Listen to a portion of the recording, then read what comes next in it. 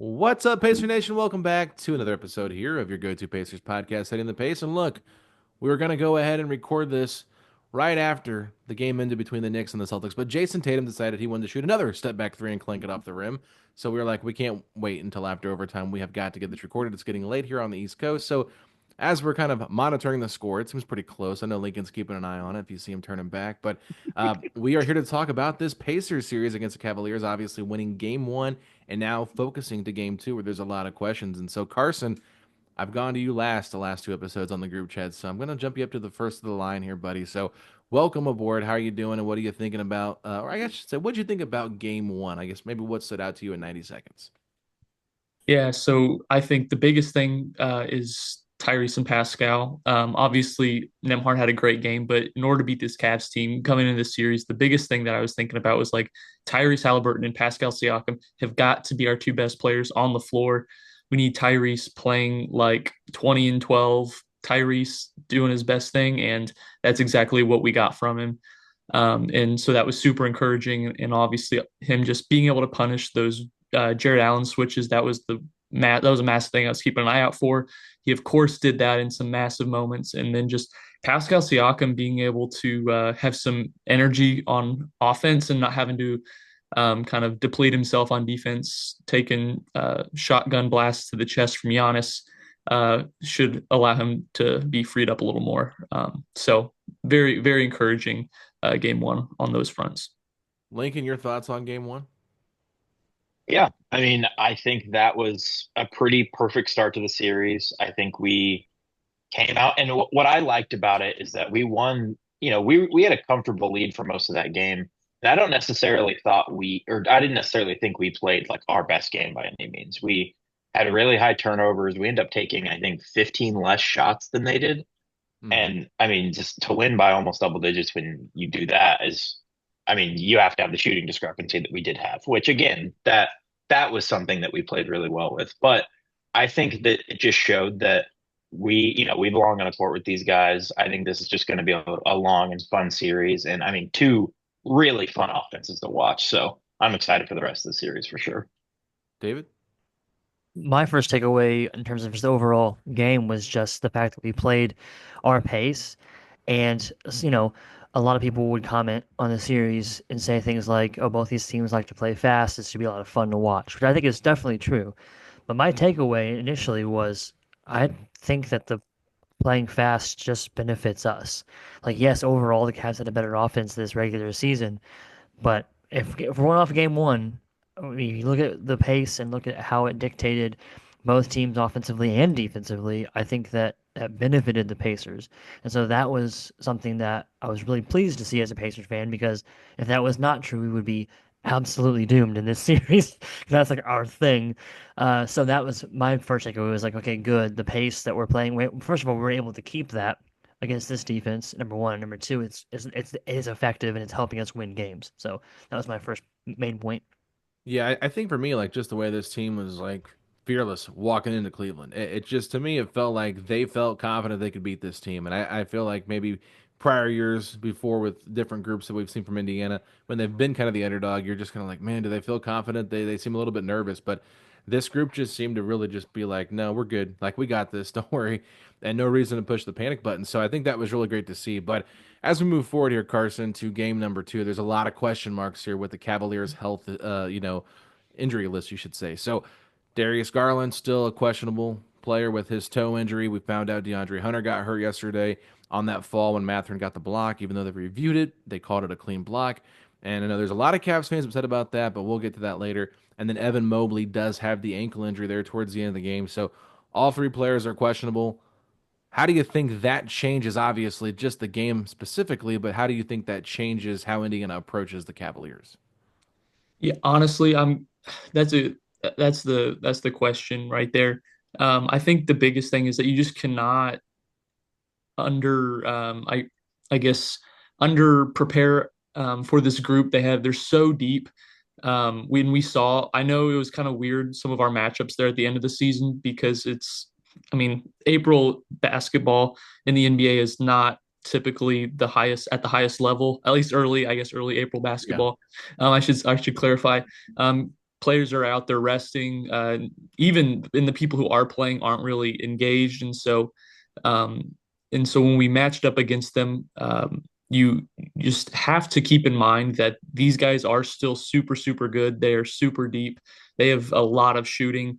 And so just because they're down a couple guys doesn't necessarily mean that you can just slack off, and you have to just take the exact same approach and pretend like those guys are going to be out there, even if they're not. I think Rick Carlisle made a comment. I think somebody maybe asked him about Darius Garland coming into the series, and he made it sound like it was just all this big ruse and that he for sure was playing. And then obviously he didn't play in game one. And so I think they're going to continue to take that approach. I think they have to come into game two and just treat it like they are going to have to deal with Evan Mobley pick and rolls all night. Even if he's hurt and him clogging the lane and being able to switch on to guys on the perimeter, they're still going to have to prepare for all of those things. So I think just you have to approach the game the exact same way. And then once the game actually starts, then you can kind of adjust from there and see what you got to do to make it work. Yeah, Lincoln, let's just assume they don't play in this game. Well, what kind of lineup are you expecting the Cavaliers to maybe trot out there for their first five? I mean, it seems like they're gonna have to go smaller. I know that they obviously have a really big lineup when everyone's healthy, but if Mobley's not there, I guess even outside of the starting lineup, they're gonna play more like non-traditional lineups, maybe even with like Bruce playing the big and stuff like that. So I mean, I think if that is the case, we really have to shore up the offensive rebounding issues, especially like when I look at game one, it was we got killed on the boards and we got killed with turnovers, and we did pretty much everything good else well. So honestly, that those are things that should probably help us if those guys are out. So if we can clean that stuff up, I think that puts us in a good position. All right, David, I just to kind of piggyback off that. I mean, I'm kind of curious what you guys are thinking starting five wise though for Cleveland because it Yeah. is a different group. So, I mean, Lincoln, maybe you can answer that, and then David follow up on that if you have any different changes there. But I did want to get your thoughts on that starting five, Lincoln. Yeah, I mean, I guess they would probably go if those two guys are out. I guess they're starting Okoro and Wade. Maybe would be the other two. So I guess that would be it would be Struce, Allen, Merrill, Mitchell. I don't know. I don't know. I could see them going a few different ways with it, honestly. But because I think they want Jerome still off the bench. That's going to be their big like bench scorer. But I Yeah. don't know. I could see them going a few ways with it.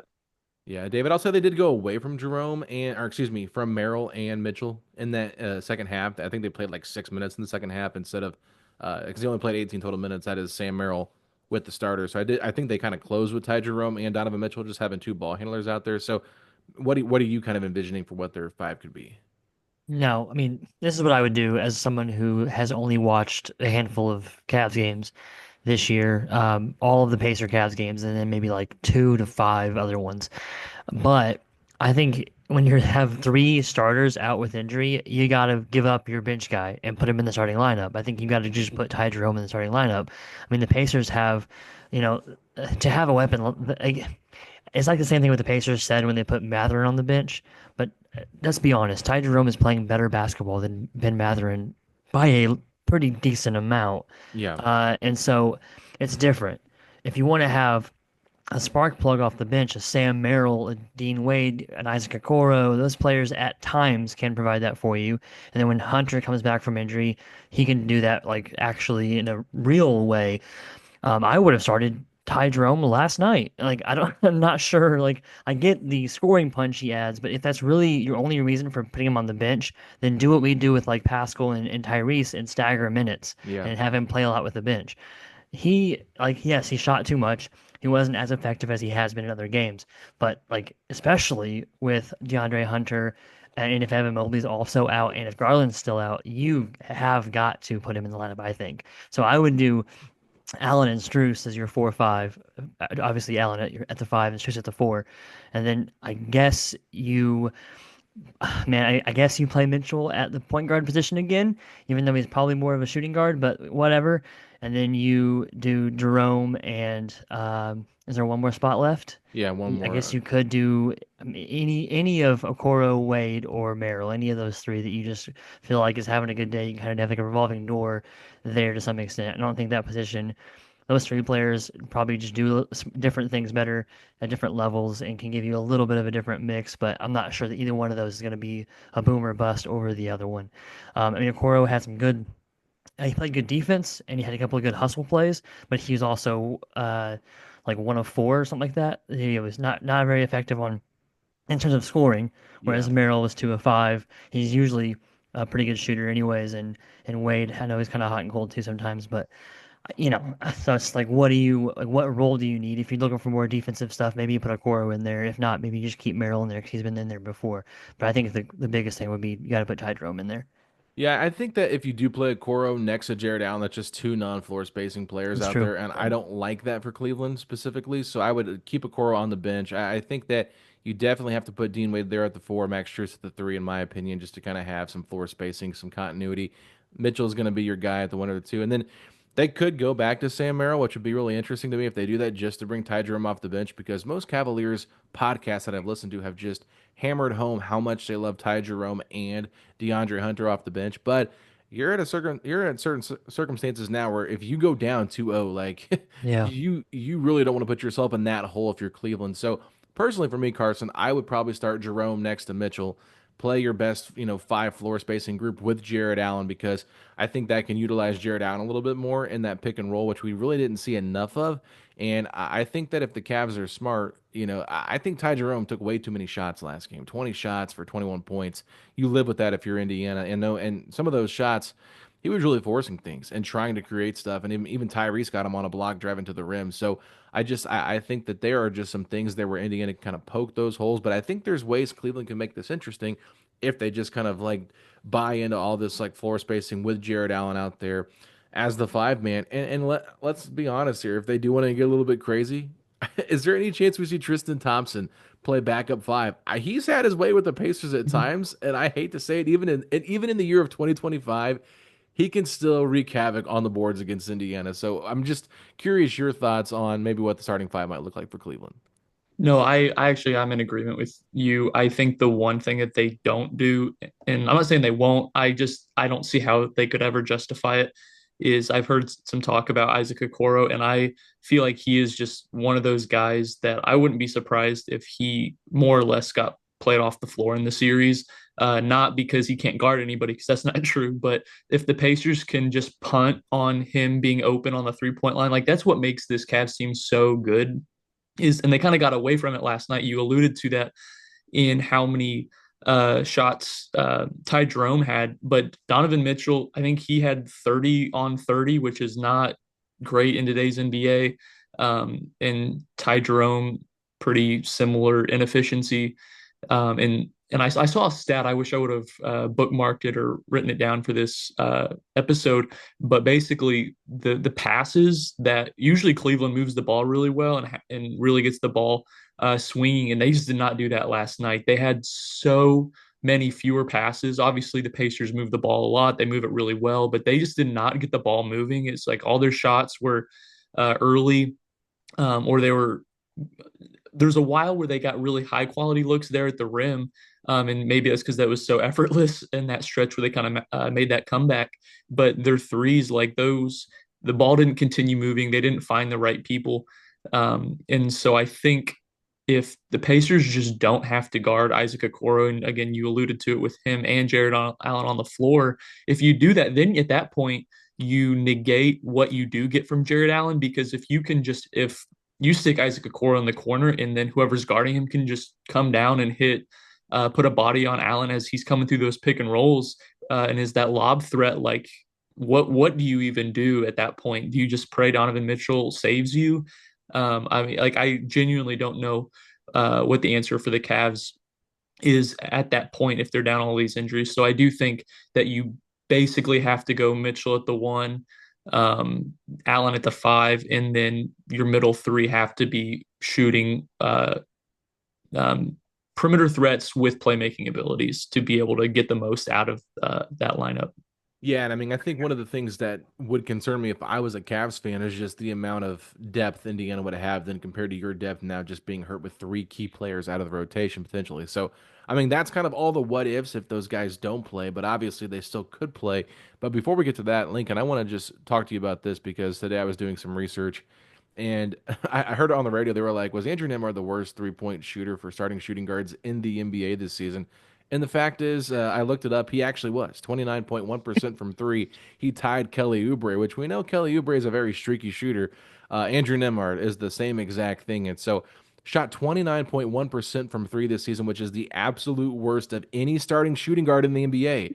Now, if you look at the playoffs and you look at the 3-point percentage, he's technically number three, but the two players above him are Alec Burks at 66.7% or around there.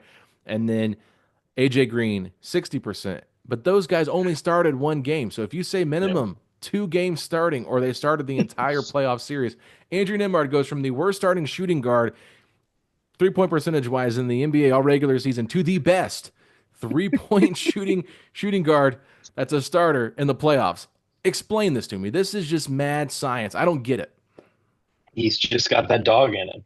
And when it comes to the playoffs, he really does just go up a level. It's crazy. I mean, you even we saw it in the Buck series where he wasn't necessarily hitting as many threes, but still like he's got these dives to the rim. He's pushing people around, going through their chests. Like he really does just go up a level. And I think that it really shows how much the team trusts him in those moments too. Because we've had moments in the regular season where the defense basically says we'll give them that shot.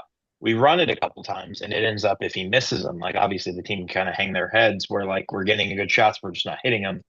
And I mean, we trusted him. Like there were big high leverage moments where Tyrese was like, I'm gonna pass up a semi open shot to get like a Nembhard open three. And obviously we were rewarded for it. But yeah, I mean, just having a guy out there that can elevate his game like that is truly just something that we can't take for granted because he is never a guy that we have to worry about. Like, is he going to show up in a big game? And having somebody that's so young already at that point is just such a luxury. Yeah, that's why getting him extended last year was so big in the offseason. And it was really a good deal. 3 years for $51 million, I believe, or $54 million, something along that line. But still, I don't know how they're gonna keep being able to afford all these guys, but he to me is someone that you cannot lose no matter what. I just feel like it's just gonna be a drastic change for how the Pacers play when he's not there anymore. So if they can try to keep him as long as possible, that would be the greatest thing to me. But yeah, I just the playoff riser that he is, it is crazy now. David, you said you went back and watched this game, and there were some things that stood out to you. So I'm kind of gonna give you the floor here just to let us know what you're thinking in terms of what you saw on your rewatch. So I did not watch the game when I live. I didn't watch it live. I had something else going on. I was like trying to sneak peeks at my phone and trying to do different things. I sent a couple messages in the chat BCC just to give that a little plug, but I was not able to fully watch it to the point where we were, finishing up our plans and rushing our son to my in-laws to get him uh, to them spend the night over there with them, and my wife's watching the game on my phone and telling me what's happening as I'm driving, trying not to look over at my phone too much, and then we get pulled in to the driveway and she's opening the door before I'm even in park trying to get inside to watch the end of the game, and so we're like just frantic, so I hardly watching the game. So I was like, well, I need to watch the game because I'm going to podcast about it, so I don't want to be an idiot and just be like, oh, I'm going to say things that I've heard other people say. So I watched it and took notes. The thing that I had heard was like, oh, the shooting differential, Pacers shot so far above the norm, and the Cavs shot so far below the norm. And what I think the biggest difference is, a couple of things as to what led to that. One of the things I'm going to credit Caitlin Cooper for tweeting it and for talking about it is the passing. But the other thing is just the pure shot quality. I took notes as I watched the game, and I was like, the first couple of shots for both teams, I was like already seeing a difference in just the shot quality in the first like few minutes of the game. So Halen Cooper's stat was basically like the Pacers had 330 passes per 100 possessions, and the Cavs had 227. 227 would have been worst in the league if it was like over the course of a season. So really low for them and really high for us. Which that just leads to more shots, right? Or better shots because you're passing people open, right? And I just took some quick notes on like And now, granted, I'm not, an ESPN statistician. I'm not on Basketball Reference. I'm not getting paid by anyone to like critique whether or not a shot is open or not. So it's just my judgment, basically. Was this an open shot or was it contested? Based off of what I saw, the Pacers were 15 of 24 on what I consider to be open threes and 4 of 12 on contested threes. So that first number is almost 63% on open threes, which is probably above the norm, but they were really open. If some of them were like, many of them were like warm up looking shots. Like they were leaving Nembhard wide open a few times. They were leaving Pascal wide open. Tyrese had a wide open two or three. He missed one of them that was wide open. The Cavs, on the other hand, 7 of 15 that I thought were wide open, which is just under 50%, and then 2 of 23 on contested threes, 9%. So I think the variance, some of it is just the Cavs had an off night, for sure. But do I think that what the Pacers did is replicable? I would say yes, based off of not so much just Nembhard, because he's been hot recently. He can come back to earth, sure. But what's cool about the Pacers is if he comes back to earth, maybe Obi goes off for a game. Maybe Jarris has two or three threes in a game. Maybe Tyrese actually has more than a couple of threes in a game. He really hasn't had a game where he's gone off from three yet. This is probably his best game of the playoffs this year, but he didn't go off from three. So when you're looking at, and if you just look at the pure numbers of like how many threes looked open versus how many threes for each team, I felt like the Pacers had 24 and the Cavs had 15. That's in a game where the Cavs had, what was it, 15 more shots? Yeah. In a game where we were outshot by 15, I felt like we had 9 more attempts at an open three. So like that translates really well in our favor. And so, if you're a Cavs fan, I get it. It's easy to just be like, man, that won't happen again. They shot the lights out and we were terrible. So, next game it'll be better. And maybe that's true.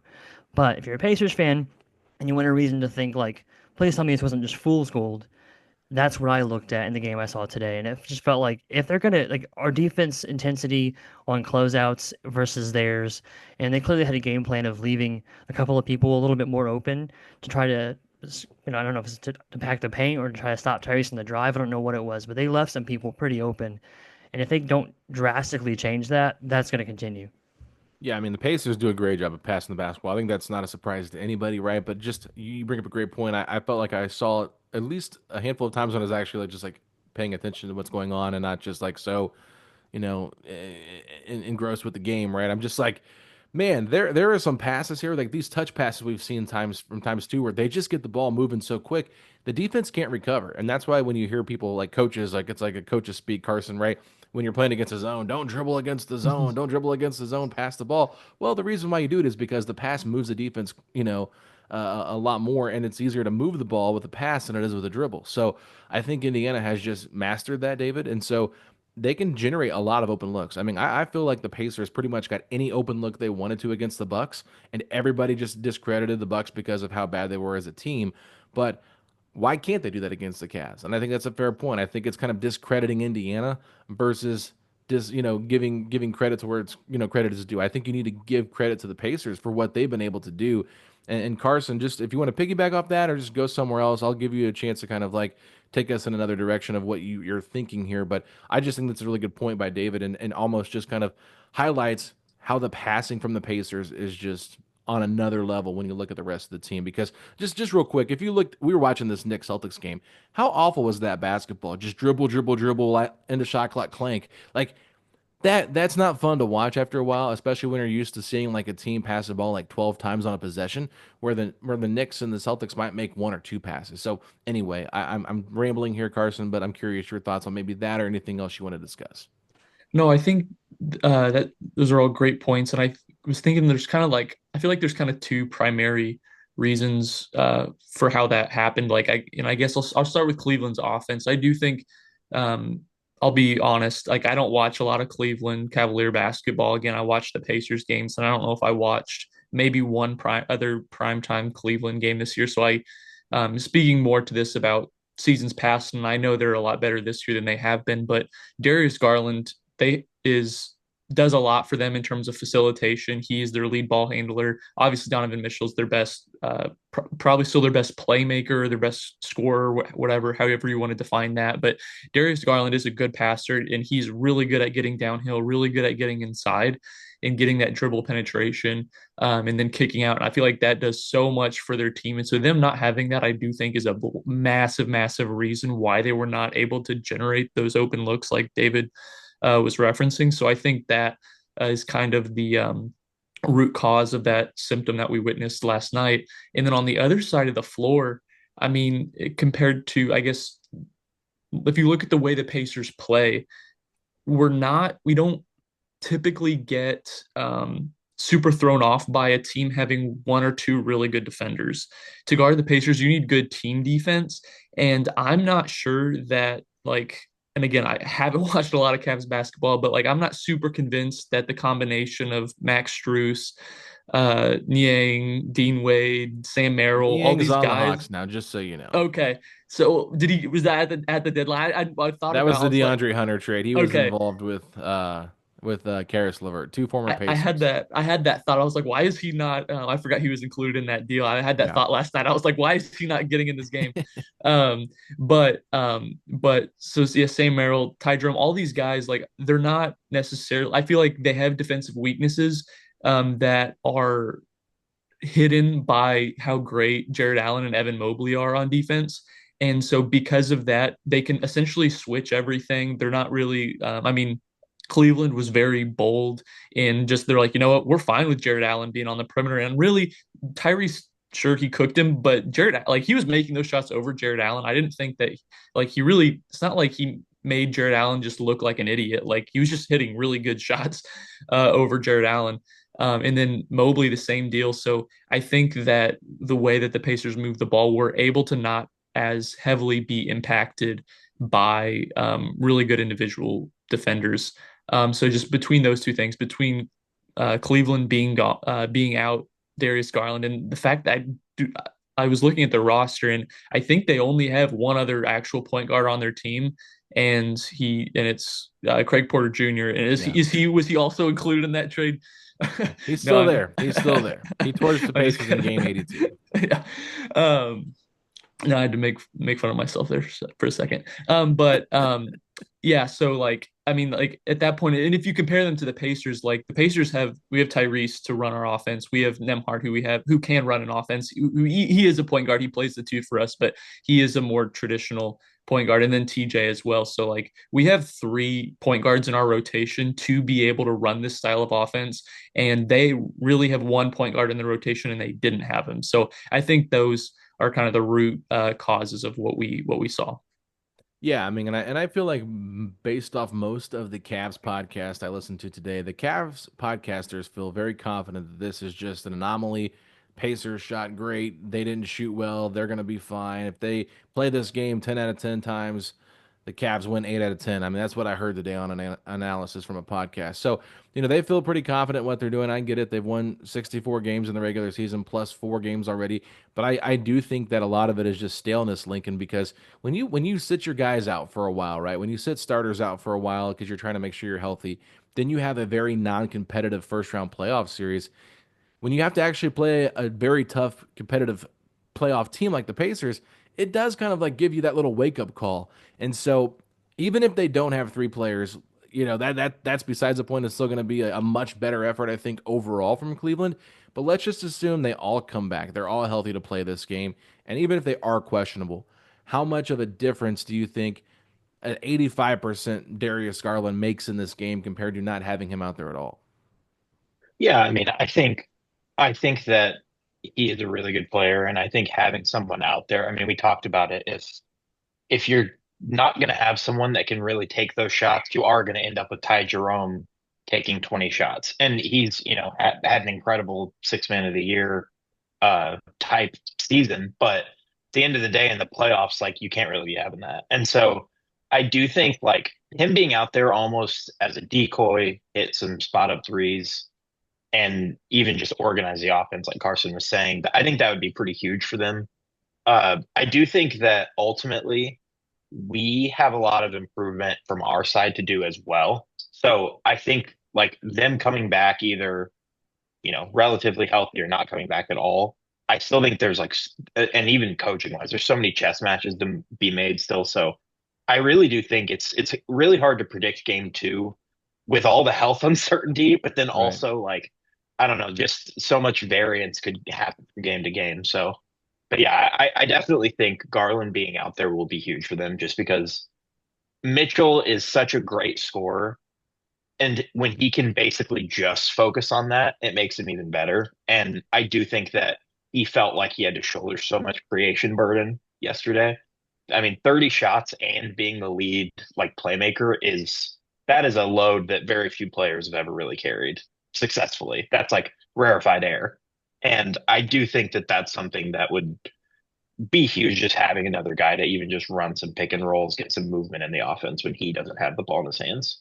Yeah, I think they definitely need to shoulder the load a little bit. I mean, just so he doesn't have to feel like you said the brunt of that responsibility of having to do so much. And I mean, if I'm Kenny Atkinson, I'm just like, hey, don't worry about getting others involved. Just do your thing and Yeah. score.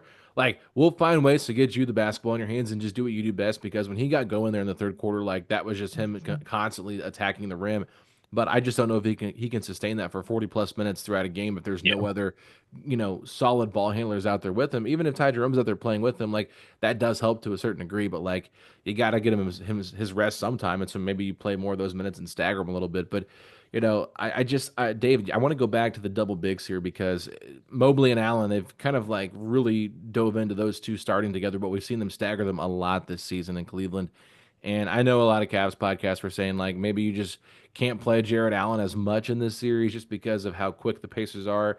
I think he's still very much playable in this series. I just think they need to go more one big with four shooters, and they might be kind of forced to do this if they do have some injuries. But if you're the Pacers, I mean, did you like the way that they matched up their bigs on Indiana's bigs, and do you think there's more still for Indiana to kind of digest there and take advantage of with how they defended, Pascal and Miles?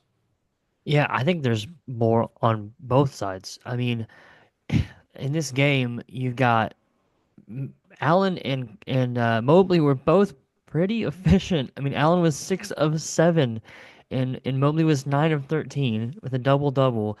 Had 20 points on 13 shots, only 13 points less than Mitchell on 17 less shots. And like to be third in shot attempts, I thought was not the way to close the game for Cleveland. And so and I know you asked specifically for the Pacers, but I think if you're Cleveland, if he's not there, you have to totally change everything. But I think if he can play, if Mobley can play, even if Garland is still out, I think you've got to try to structure things where you go and take advantage of the one huge advantage that they did have that I think is replicable for them is the points in the paint. The rebounding battle was dead even. That should never happen if you're the Cavs. If you're a Cavs fan, you're mad about that. If you're a Cavs coach, you're mad about that. If you're a Cavs player, you're mad about that. If you're a Pacers, any of those things, you're thrilled. But they, have got to do things to, I think, slow the game down a little bit more and get into the paint more, specifically with Allen and Mobley, and less about having Mitchell drive at everybody. In terms of the Pacers, I think it's, a pretty classic thing of like Siakam had some moments where, he looked pretty good and he was still, 15 shots is pretty, pretty high for him. Not like high, but, pretty good. It wasn't like he didn't get enough shots. He was one of the few people that weren't super efficient last night, but I think that he could be better, and I think that he was the one person where when I'm watching the game and looking for shot quality, which is what I was specifically talking about earlier. I was like, his first two threes, I was like, okay, like he's getting wide open looks, and then after that, it was like forcing a lot of tough mid range fall away, bank shots, and those are the kind of shots that he hits a lot of them. But these were specifically I thought were even harder than usual, Mhm. and they just looked like they were not going anywhere from the start. And so if you're a Cavs fan, that's solid. That's something you can maybe build off of. But I also think if you're the Pacers, you can find ways to get him the ball in more favorable positions, and he can go to work a little bit more. I think that the pace at times was good for him because he's being so long. There's a couple times where he gets hit with a pass, from half court, and he's got a layup and one step in a layup. But when you're going that fast, he doesn't have time to like slow down, get the ball in the paint, and go to work. And so I think that having that balance is going to be good. But that's Miles didn't really do much. I mean, he was solid. He had that one huge three. Was it at the end of the third, or was it the end Yeah. of the third? But like he had a pretty quiet 13, like one of the quietest double doubles I've seen a Pacers player have this playoff. But a good game. But I think that like if I'm the Pacers, I don't think I'm looking necessarily to like take advantage of the Mobley and Allen stuff as much outside of what you did already in game one, which is if Tyrese has Allen on him, not that Allen's bad defensively, but that I think that we have the advantage there. We got to make that work to our advantage. Outside of that, I think you just try to find more space in the offense to get Pascal the ball in a position to go to work and get him cooking. Because then it's like if him and Tyrese are both scoring in mid range, Tyrese is getting to the basket, and we're hitting a few threes, like it's just going to be game over. It does make me wonder a little bit if Mobley is dealing with that ankle injury, if they're going to continue to put him on Miles, because I think what they were trying to do was disrupt him and Tyrese's pick and pop, which has just been so efficient throughout the entirety of the last 2 seasons, really, maybe even going back to 3 seasons. But when you put Pascal with Jared Allen matched up in that matchup, I like that for Indiana. I think Jared Allen's a little bit too slow, and Pascal can kind of be creative to kind of go around him. We saw the Bucks have some success putting Brooke Lopez on him, but it didn't really work out. I think if you go back 2 series ago, they put Brooke Lopez on him and put in games one and games two, they put Lopez on Siakam and he had 37 and 36. They switched that and put Lopez on Turner. He had 29 and 29 the next, 2 games in the series a year ago. So I just think that there's just going to be some tough decisions here because of the way Pascal can score in so many different bunches, like you said, kind of like that weird herky jerky style of play and whatever. He's just going to find ways to get you out there. And I think Indiana's going to be smart about utilizing Pascal more in the pick and roll if they want to do Allen and get that switch with Halliburton out there. So I'm just curious to see how they do kind of stagger the minutes and if they can't play Mobley. Obviously, it seemed like Kenny Atkinson was not pretty pessimistic about both Hunter and uh, Mobley playing. I'll be interested to see how they utilize Allen, how many minutes he plays, and if he's able to get Turner in more pick and roll actions and just they can attack Allen as more of a lob threat than they did in that last game. But Carson, going back to the Pacers here, Tyrese last night, he was scoring at all three levels. He was hitting threes, and probably that was his worst percentage, 2 of 6 of the shots that he took. Was very effective in that mid-range pull-up game where he shot more than we've seen him shoot in a while, and then he actually got to the rim, I think, 3 or 4 times. So what did you like about his shot variance in terms of all three levels he was scoring at, and how do you think he continued to grow off this against this Cavs team? Yeah, I mean, the biggest thing was I felt like it was pretty early on in the game. I don't remember exactly how many minutes into the first quarter, but he got a paint touch inside, and Mobley came over to contest, and he just like put up a little floater, not scared of the defensive player of the year. And like in the last series, which I get, it was Milwaukee, like we were up. I mean, it wasn't a super close series. It was 5 games, and so maybe he didn't feel the urgency of like, oh man, I got to just take over, and he was getting teammates involved. I get that, but we're getting to a point in these playoffs, and we're playing some really good teams now. We need Tyrese to get inside and take those shots, not just because we need our best player to be our best player, but like you've got to get him going. And for him, those are 60% plus shots. Those are great looks. And so when he got the ball inside very early in the game and Evan Mobley rotated to contest that floater and he didn't turn his back to the rim and kick it out to the 3 point line, I loved seeing that. And then as well, just the his mid range game, like you said, like that was super. I think that in the floater game of his, or maybe his two most underutilized shots that he takes, because both he makes with amazing efficiency. And that's the thing is like the deep two or the mid range game. It's not; those aren't bad shots. Those are bad shots if you don't make them at a high rate in today's NBA. And so if that is a 70% shot for you, that is amazing to get that every time down the floor. And I think a lot of times teams, because of the current nature of the NBA, they're like, oh, we're either going to drop on we're going to either play drop or we're going to go over every screen, and so we're going to take away layups and threes. And if you're Tyrese, you got to say, you know what, I'm fine with you doing that because I can make this shot at a super high rate. And so I think those for him, the reason why that's so important is because that opens up all these other aspects to his game. because it gets his confidence going. And obviously, we know when Tyrese is having fun and he's skipping around the court and he's being silly, like that's when he's at his best. Is when he can get going and make some early shots. Um, so I think there was a stat recently, Lincoln, if I remember right, you maybe sent that to us, but it was something like if Tyrese makes his first shot or his first two shots, he on average he shoots five more times in a game, which is Yeah. absolutely insane. And so, like, I just think that him getting going early with looks like that is super, super important for us to make to the next round. Anything you want to add to that, Lincoln, since you sent that stat? Yeah, I mean, I do think that's one of the main things is, I guess, a little bit wider of a conversation than just Tyrese, but this is largely Tyrese. Just the way that they handle ball screens in game two. I'm going to do the thing where I just like talk about a smart person's point that I heard, but I think it was Caitlin Cooper and Zach Lowe were talking about that was the third most ball screens switched for the Cavs all year.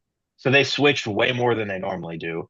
And basically the whole point of switching is that you're not getting in rotation and giving up open threes, and they gave up a ton of open threes still. So I am really interested to see kind of how they are able to do that. They might even be kind of hamstrung into some decisions they don't really like because of the personnel.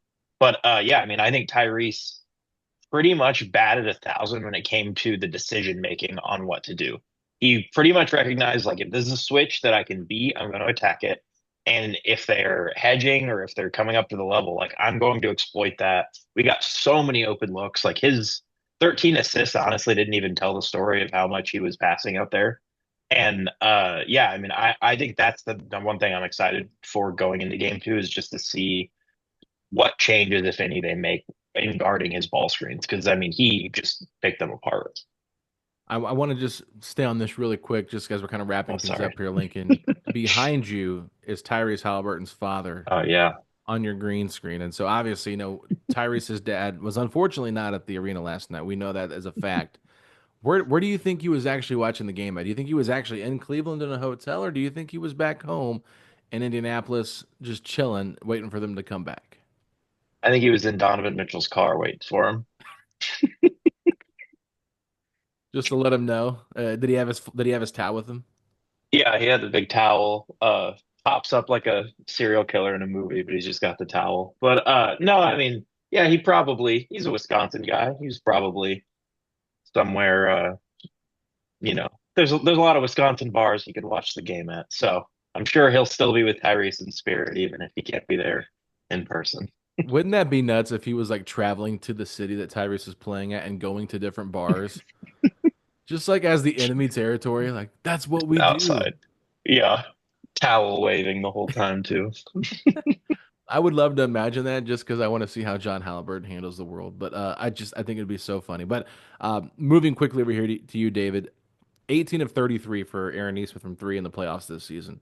Ended up missing one after he did make the one to make it 80 to 68, and he had one more that he missed. But he's been shooting the leather off the basketball, and it's really hard to put in perspective just how important he is to this team because Nembhard's getting the defensive matchup, the number one guy, and everyone's kind of like praising him, and rightfully so. He's made some big shots, and obviously, Siakam and Halliburton are kind of like your two all stars, and Turner's the longest tenured guy. But then here's Nesmith just constantly doing everything you need him to do at the right time. What are you seeing from him? Specifically, I guess in game one, what did you see from him? And what do you think he can do in game two if there's anything different he can do? So, in terms of what I love about Aaron Nesmith, the obvious things, obviously, shooting is great, right? But specifically, I think his style of shooting and the kind of shooting that he does really well matches up with our system and with Halliburton in that he can catch the ball and his momentum is going on a fast break and just pull up for three. And that's not something that even every good shooter can do.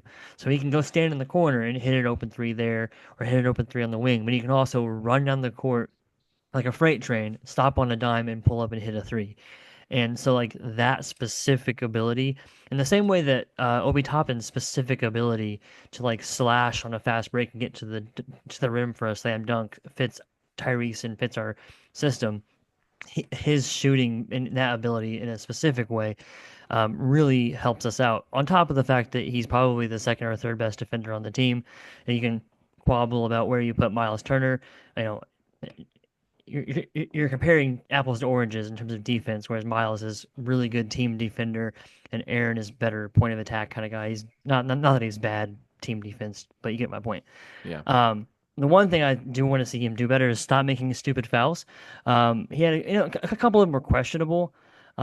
Generally speaking, it felt like the refs kind of let him play and kind of let physicality happen. And if you're a Cavs fan or a Cavs coach and you aren't sure about some difficult, tough playoff basketball moments that you thought were fouls, I mean, that was the game that it was ref. They let him play rough. There was lots of times where I was like, that should have been a foul, both directions.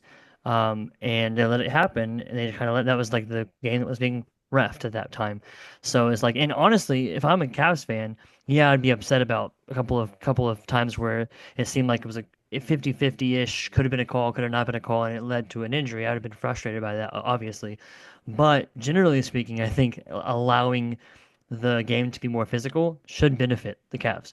So, I don't know, bad luck, but that's a whole other tangent. In terms of Neesmith, I think just not getting in foul trouble. If he stays out of foul trouble, that's going to be gigantic for us because he had an amazing game, and I think if he was not able to get back into the game and hit a couple of shots in the fourth quarter, we could be having a different conversation in terms of the overall game outcome and in terms of his game. So like, and he, was one foul away from being like, he wouldn't have fouled out. He had four at the end of the game, right?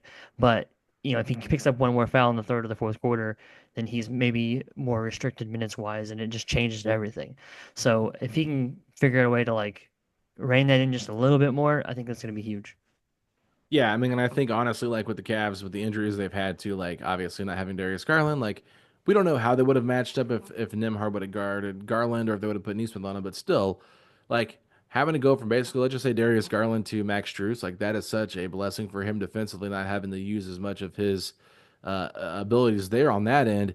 And then even when Ty Jerome came in the game, like obviously guarding him, I think that he can make Ty Jerome work for what he wants to get to. So like I trust him in those spots, and Nembhard has just gotten so much better defensively that it's hard to kind of take him off Mitchell just because, you know, it's nice to have someone else you can throw at him if things don't go right, right? But I just think at this point, why would you take Nembhard off when he's kind of just embraced like I'll guard the other team's best, perimeter players? So it allows Neesmith to do other stuff. But yeah, I mean, it's really interesting to see how those two work together. But Carson, I want to go this direction with you because I know you're a big Ben Mathurin guy, and we've brought him up a few different times, but had some moments in this game. I would say there were some shaky moments too, for the most part, but overall, I thought he had some, big shots and some big plays. The block, the three, a tough shot there. I think in the first half, like made a big important. Maybe it was a three that he hit there too, but uh, we haven't really seen that explosion game from Ben that we know he's capable of. Do you envision seeing that at all in this playoff run, or do you think that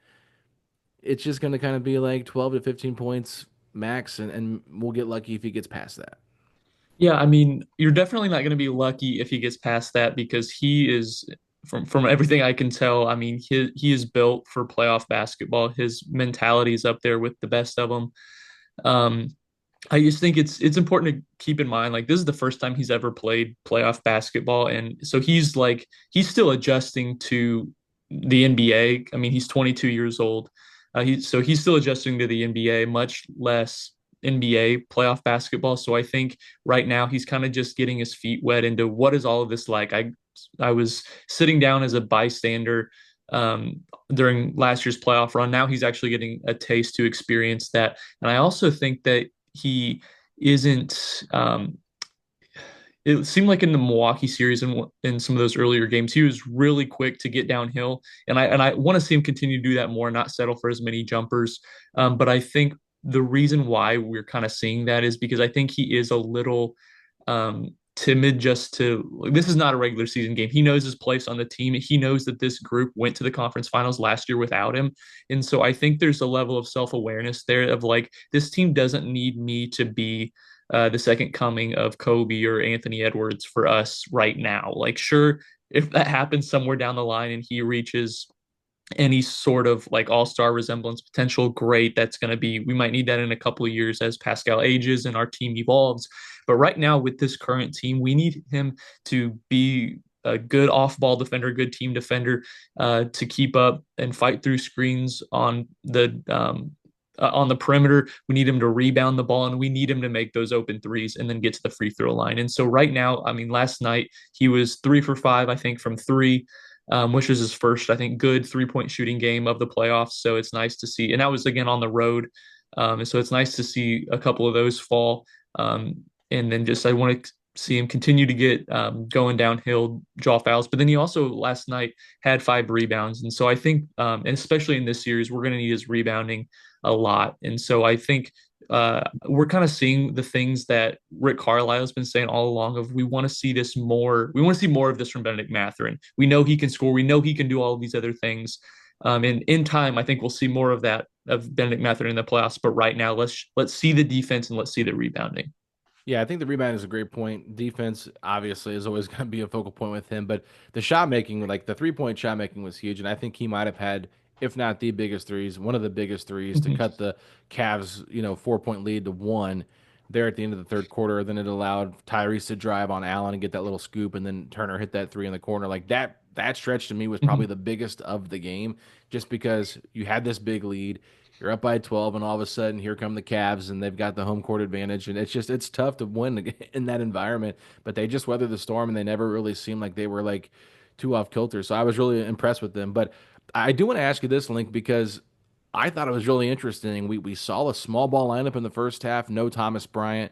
Thought that those minutes actually looked pretty good for the most part. They did kind of Yeah. make me a little nervous towards the end of that stretch, that run there, but they come back with it in the third quarter. Does not work out. Thomas Bryant gets in for 5 minutes in this game, and I'm just not sure if that is the right answer long term. But curious your thoughts on how Rick decided to go small ball early, then go to Thomas there at the end. Yeah, I think with Thomas, I'm so conflicted about it because I do think he was genuinely so important for us during a lot of regular season games, which I mean we didn't have a backup five for a long time. And so it was even getting one that is like fringe rotation was really, really nice. But I think like we're in the second round of the playoffs now. This is reasonably everybody's minutes need to go up a little bit. And I do think he's one of the guys that probably will be left by the wayside a little bit. I sent a snarky text about how Rick countered their big run with Thomas Bryant yesterday, and then he was only -2 in 5 minutes, which like all of our bench was negative or even, I think, other than a couple guys, and then all of our starters were like huge pluses, which even for a Pacer team, that is a little weird. So we're kind of in a unique situation with that. But I mean, if any of those guys can play, give us a 6 minute stint and they're only -2, like you really can't be upset about that. And he hit a crazy fadeaway shot that Bro, I hope he that never shoots shot. again, but it was great. He was falling down. I mean, he was just like, "Oh, please go in." Like he just pooped it out. Oh, Basically, is what it looked like. I yeah. big hate the word poop there, but it's what it looked like. It just looked like he was just they had no answer, just a prayer, and I just couldn't believe he made it. And I was like, that is why the Cavs probably feel like, okay, they just made everything tonight. Thomas Bryant Yeah. walks in the third quarter That and shot. he's hitting shots. Okay, what are you supposed to do at this point? But no. It's a good point. They've needed him a lot throughout the regular season, and I just think they need some rim presence out there. I brought it up on the podcast yesterday. I just so flabbergasted how Obi Toppin can jump out of the gym, block, dunk shots between his legs, but he can't block a shot. As soon as he goes up for a contest, he runs the opposite way. It's like, what are we doing? Like, you can jump higher than anybody probably on the Cavaliers, maybe outside of Jared Allen in terms of like what you're reaching, what you can reach in terms of your wingspan. But I don't know. He has no desire to try to block shots, and I don't understand it. But if he's going to be the small ball five moving forward, I think they need to at least try to like get him to do that more. But as we wrap this up here, David, any final thoughts? Maybe anything we did not touch on that you were just wanting me to bring up here, or just maybe any final words you have about this upcoming game? Yeah, I think that one of the things we haven't talked about yet is uh just generally like a lot of the hustle and effort things, like the small things. Stocks were in favor of the Pacers 15-9. The turnover differential was in favor of the Cavs, and 17-8, nine turnover positive for the Cavs, and points off turnovers was plus 13. So if Yeah. you're looking for ways that then we can do better if if and when our shooting cools off and their shooting goes back to a little bit more normal. You can look at that. Free throws, 14 of 15, like 93%, and then the Cavs missed five. They shot three more and made one less than us. It was pretty big. The small things like that, I just thought like, the just general effort, it felt like we were on it. I mean, the Cavs transition defense, I felt like I was like we're licking our chops every time. Just a lot of small things like that. And I think that's how you win playoff games. Is you do all the little things right, and it's easy to be like, oh, they hit a million shots. I mean, Windhorst even on, I'm at the very beginning of their podcast from Hoop Collective this week or this today. He said that the Pacers shot really well, but he said, but they just generated more open looks than the Cavs did. And if anyone's going to be on the Cavs side on that podcast, it's going to be Brian Windhorst. So like, for Cavs him to corner, baby. say, yeah, for him to say, Pacers generated better looks.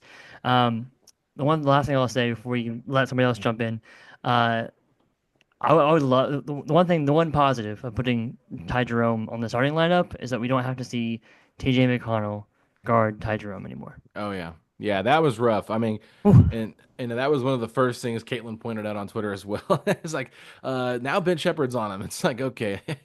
And the Pacers, I mean, that was one thing I was a little bit surprised by. They went 11 deep in this game, and it's like I thought Bill Simmons was just cracking me up talking about it. He was like, I think Carlisle was just getting cute with it. Like, watch, I'm gonna play 11 guys now. And then someone's like, I mean, and Russell was like, maybe you should play 12. Maybe Tony Bradley should go in there and start playing.